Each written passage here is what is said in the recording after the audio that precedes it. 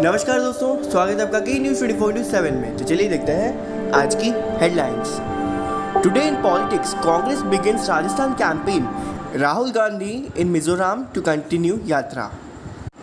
A day after releasing its first list of candidates in Madhya Pradesh, Chhattisgarh and Telangana, the Congress has packed schedule today with election rallies in Rajasthan and Mizoram. In Rajasthan, Chief Minister Ashok Gehlot and Party National President Mallikarjun Kharge will launch the party's campaign from Baran district in the state eastern border with Madhya Pradesh.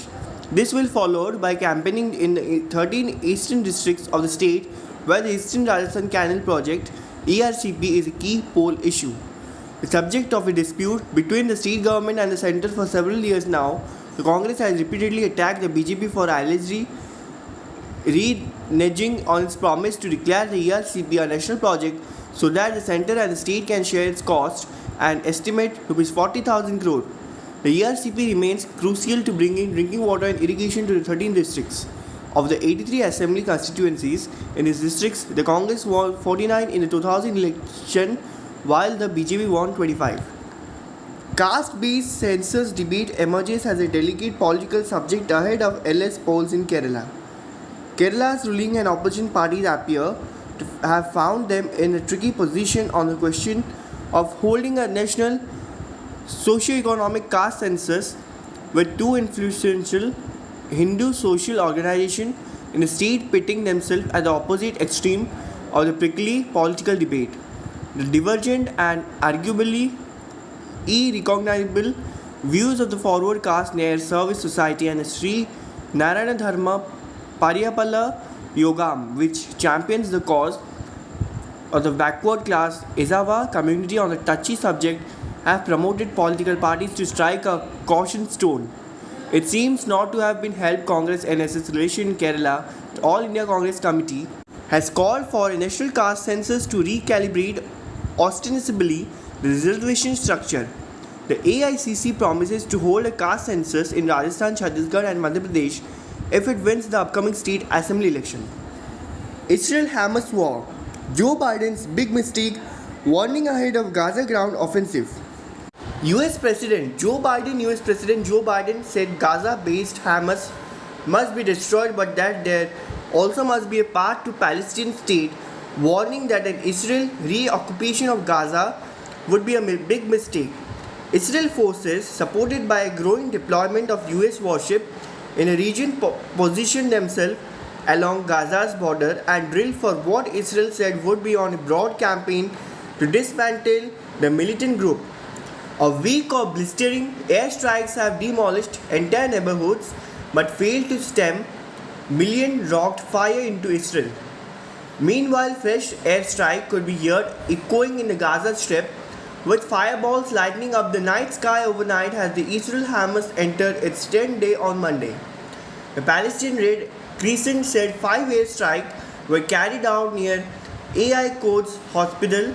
According to Gaza media, Israel had given the hospital a deadline of Saturday afternoon to evacuate, which the Red Crescent refused, saying the order was impossible. The Gaza Health Ministry said 2670 Palestinians have been killed and 9600 wounded since the fighting erupted, more than in the 2014 Gaza war, which lasted over 6 weeks. That makes this the deadliest of the 5 Gaza war for both sides. Kerala State School Sports Meet begins today. The young sporting talent in the state will strive for glory at Kerala State School Sports Meet, set to begin on Monday, October 16. The registration for the meet shall begin at 10 a.m. in the morning. The competitions will start on Tuesday. The meet will be held at the Synthetic Stadium in Kunamukulam Government Vocational Higher Secondary School. The State School Sport Meet is being held in Kumalukulam town for the first time. The annual sports meet is returning to the districts of Thrissur after a long gap of 15 years. The meet will conclude on October 20.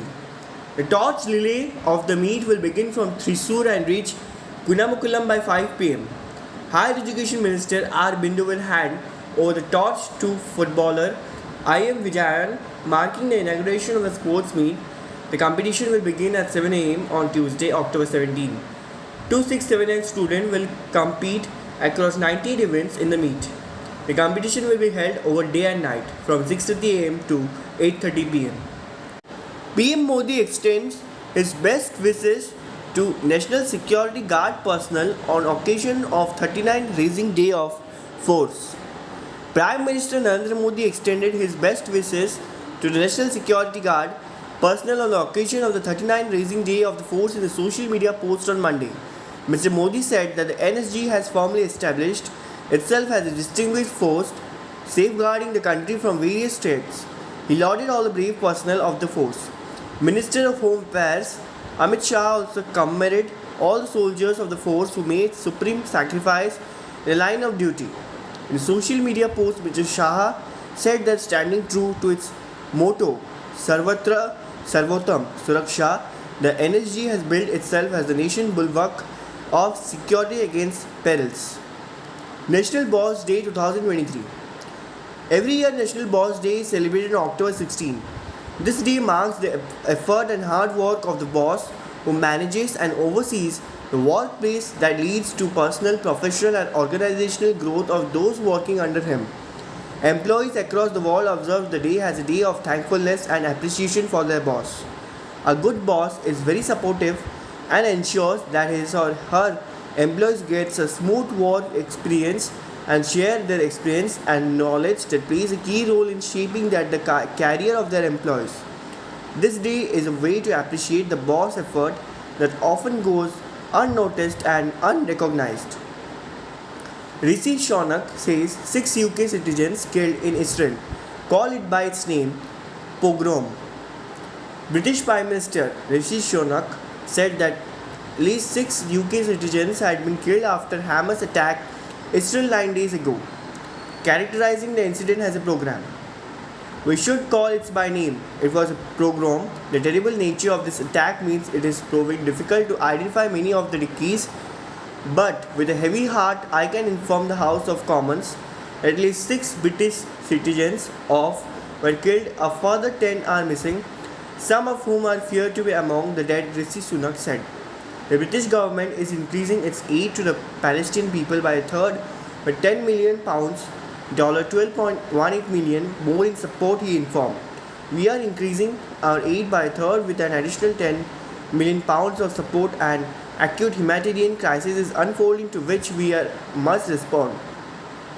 Rishi Sunak told lawmakers, adding, we must support the Palestinian people because they are victims of Hamas too. REC commits 40,350 crore for thermal power green hydrogen project in Orissa. Power sector financing company REC Limited on Monday said that it has signed 3 more memorandum of understanding with the Orissa state government and private enterprises to finance project worth rupees 40,350 crore in the state. These include financial commitments with Orissa Power Generation Corporation for developing a thermal power project and funding green hydrogen and ammonia facilities of Acme Group and Avada Group alliance in the state. REC has signed an MOU with OPGC to finance 9,530 crore for development of 2 units of a thermal power project in Jharsuguda, Orissa, the company said in a statement. Separately, it has entered into a partnership with the Acme Group to provide funding of 16,000 crore for an ambitious green hydrogen and ammonia facility in Gopalpur, Orissa, which underscore the importance of sustainable and clean energy solutions for the future, the company added. REC has also entered into an agreement with the Avada Group pledging 15,000 crore for an upcoming green hydrogen and ammonia facility in Gopalpur. REC's dedication to the region progress combined with its partnership with OPGC, Acme Group and Avada Group will play a pivotal role in enhancing energy infrastructure, promoting sustainable practices and generating economic growth in Orissa, REC said in a statement. ऐसे और news को जानने के लिए जुड़े रहिए के news 24/7 के साथ।